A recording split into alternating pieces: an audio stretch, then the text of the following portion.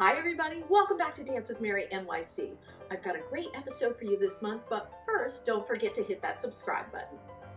On this month's episode, we're going to go over what's on the inside of a pointe shoe. Now you know what the outside looks like, and you've seen our pointe shoes that we've sliced in half for you thanks to my husband, right? So you can see all the layers there. But what's really going on with all those layers? We really break it down for you this month, so let's get started.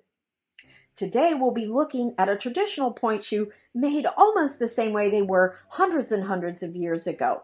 I pulled apart a block pointe shoe because I thought it looked really nice and the layers were just great to look at. So we've got cotton layers that go on inside of the pointe shoe.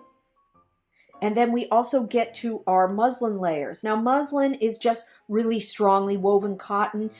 This one happens to be more of a rough one because it's very good at absorbing things and it's very durable.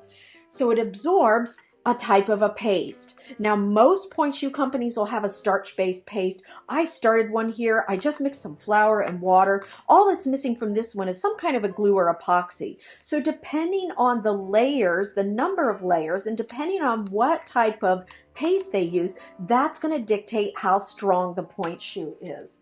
So what a shoemaker would do is they would take these layers, put the paste on them, and then begin to form the toe box. This is usually done in what they call the hand turn method, inside out. So once the shoe is started to get formed and the layers have been pasted, they turn the shoe the correct way and then they start to form it with a hammer and pull on it. Right? They've got all these layers of satin that go around it. They've got some side quarters here. Then they start to hammer everything together and they start to bring the shoe together by placing the shank on it. Now the shanks in a traditional pointe shoe can come in a variety of materials.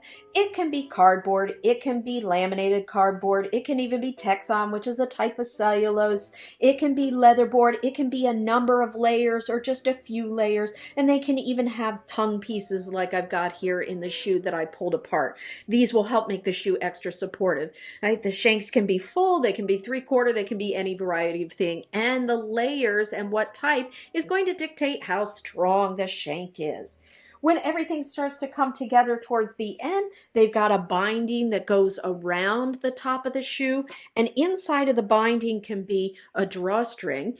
The drawstring can be cotton, it can be elastic. Some pointe shoes don't have any drawstring at all. And then at the very end, they'd add a layer of a sock liner. Now the sock liner can be cotton, the sock liner can be suede, the sock liner can even be pour-on in your newer shoes.